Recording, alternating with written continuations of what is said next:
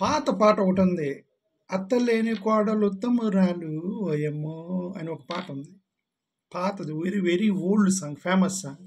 'అత్తలేని కోడలు ఉత్తమురాలు' అంటే కోడలు మంచిదో లేదో తెలియాలి అంటే ఇంట్లో అత్త ఉండాలని ఇండైరెక్ట్‌గా చెప్పారనమాట. ఇంట్లో అత్త లేనప్పుడు ఇంక కోడలు మంచిదిగానే చలామణి అయిపోయిద్ది అని అర్థం. కాబట్టి కోడలు నిజంగా మంచిదా లేదో తెలియాలంటే ఫస్ట్ మనం ఈ అత్తని తీసుకొచ్చి ఇంట్లో పెట్టాలి. అదే అర్థం. ఇప్పుడు మన ప్రభుత్వం కూడా ప్రతిపక్షం లేని ప్రభుత్వం ఉత్తమురాలు. అంతే కదా! ప్రతిపక్షం లేని ప్రభుత్వం ఉత్తమురాలు. ఇప్పుడు ఈ రోజు నుంచి అసెంబ్లీ సెషన్లు జరుగుతున్నాయి. అసెంబ్లీలో ప్రతిపక్ష నాయకుడు లేడు. ప్రతిపక్ష పార్టీలు లేవు. వాళ్ళు బాయ్కాట్ చేశారు. వాళ్ళు ఎందుకు బాయ్కాట్ చేశారు? మీరు మాకు ప్రతిపక్ష నాయకుడు హోదా ఇవ్వలేదని వీళ్ళు బాయ్కాట్ చేశారు. వాళ్ళు ఎందుకు ప్రతిపక్ష హోదా ఇవ్వలేదు? వీళ్ళకి ప్రతిపక్ష హోదా ఇస్తే వాళ్ళు వచ్చి క్వశ్చన్ చేస్తారు. మనకెందుకు వచ్చిన గొడవ? ప్రజాస్వామ్యం లేదు, ఏం లేదు. ఇక్కడ భారతదేశంలో ప్రజాస్వామ్యం లేదు, ఏమి లేదు. ఏదో పోతా ఉండాలి.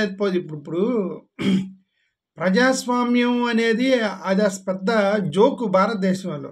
The democracy is the biggest joke in India. The biggest joke in India is we call India is a democratic country. Okay,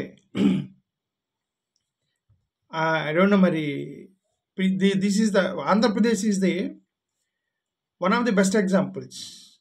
There is no opposition leader in assembly for last 10 years.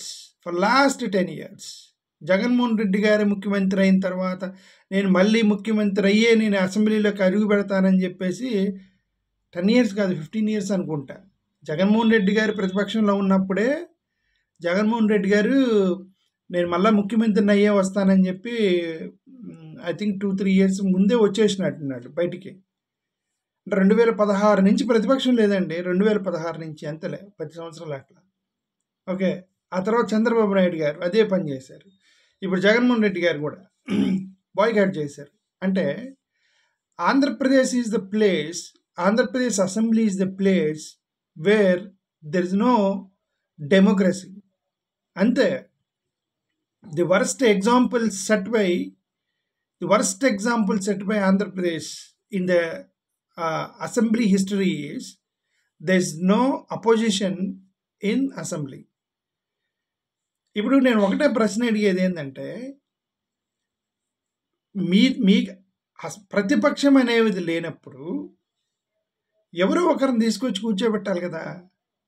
నాలంటోని తీసుకొచ్చి, నేను ఓటర్ని, నేను ఎమ్మెల్యేని కూడా కాదు.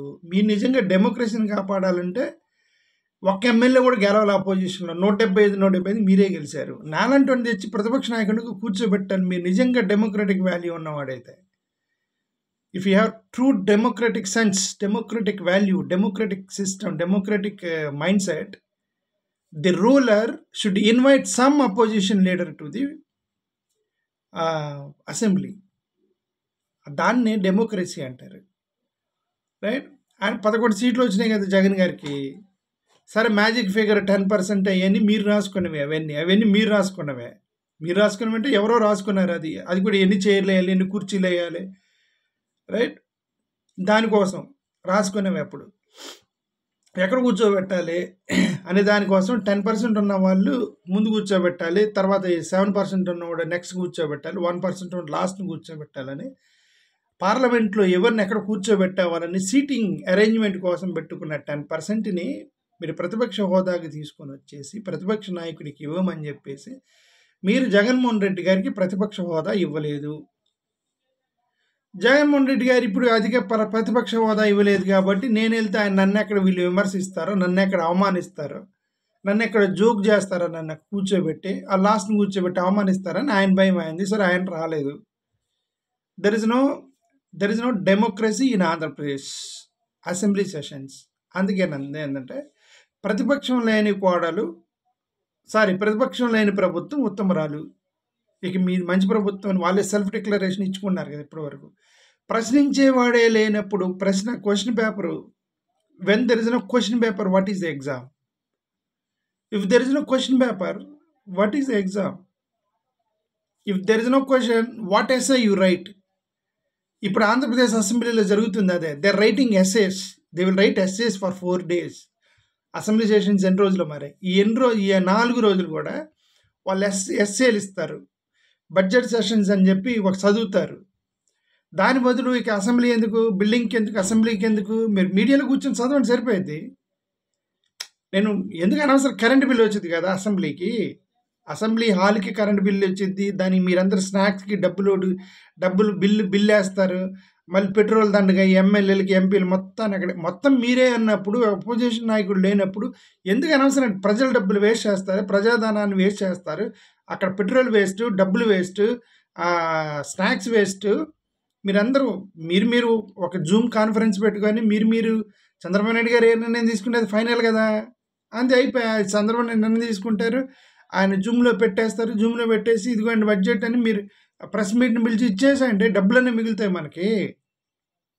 At least will save the public money. Yes, I'm very serious about this. Seriously suggesting this. Please save public money.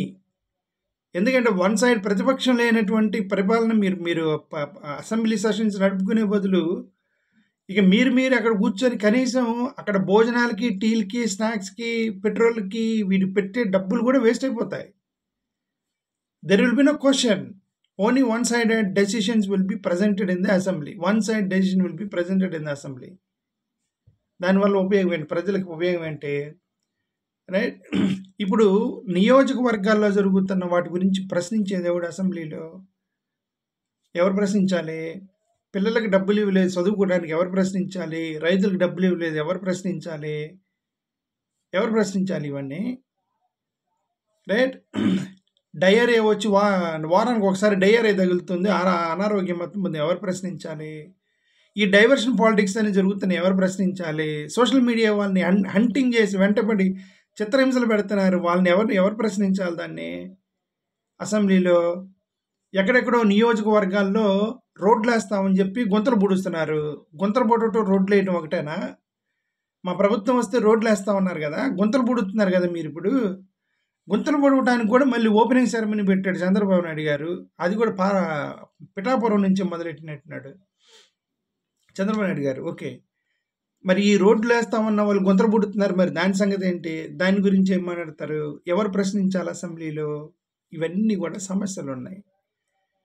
అందుకే నేను అనేది ఏంటంటే, ప్రశ్నే వేసేవాడు లేనప్పుడు, ఇక క్వశ్చన్ పేపరే లేనప్పుడు ఇంక మీకు ఎగ్జామ్ ఎందుకు?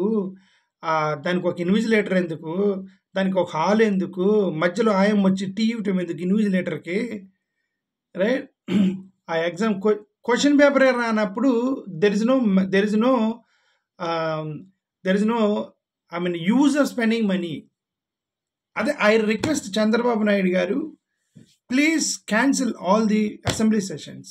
రద్దు చేసేయండి. మీరు అసెంబ్లీ సెషన్ రద్దు చేసి పడేసి, మీ వాళ్ళే కాబట్టి మీరు చెప్పిన దానికి ఎవరు అక్కడ ఎదురు చెప్పే దమ్ము లేదు కాబట్టి మీ పార్టీలు ఎవరికి కూడా, మీరు జస్ట్ ఒక నిర్ణయం తీసుకొని జూమ్ కాన్ఫరెన్స్లో వాళ్ళకి చెప్పేసి ఇదిగో ఈ నిర్ణయం తీసుకుంటున్నామని, అది కూడా అవసరం లేదు, మిమ్మల్ని ఎవరు వ్యతిరేకించరు, జస్ట్ మీరు మీడియాకి ఇచ్చేసండి ఇదిగో బడ్జెట్ అని చెప్పి సరిపోయింది. అపోజిషన్ నాయకుడు లేకుండా ఏంటంటే ఇచ్చేయండి సార్, ఆయనకి జగన్మోహన్ రెడ్డి గారికి అపోజిషన్ లీడర్ ఇచ్చేయండి, వచ్చి కూర్చుంటాడు. ఏం అడుగుతానంటున్నారు కదా, ఆయన కూడా మీరు టెస్ట్ చేయండి. నాకు అపోజిషన్ నాయకుడు పదవి ఇస్తే నేను వచ్చి కూర్చొని ప్రశ్నిస్తాను అంటున్నాడు కదా జగన్మోహన్ రెడ్డి గారు. మీరు డెమోక్రసీని మీరన్నా కాపాడండి. ఓకే, నాకు ఇచ్చిన రాపై నేను అసెంబ్లీకి వెళ్తానని జగన్ గారు అన్న అనుకోవాలి. సరే, జగన్ గారు అనుకోవట్లేదు, ఆయన అవమానిస్తారని భయంలో ఉన్నాడు అనుకోండి. You create the environment. మీరు ఇచ్చేయండి ఆయనకి అపోజిషన్ నాయకుడు పదవి ఇచ్చి పిలవండి అసెంబ్లీకి, అక్కడ కూర్చోబెట్టండి, చేయండి. Save the democracy. So unfortunate.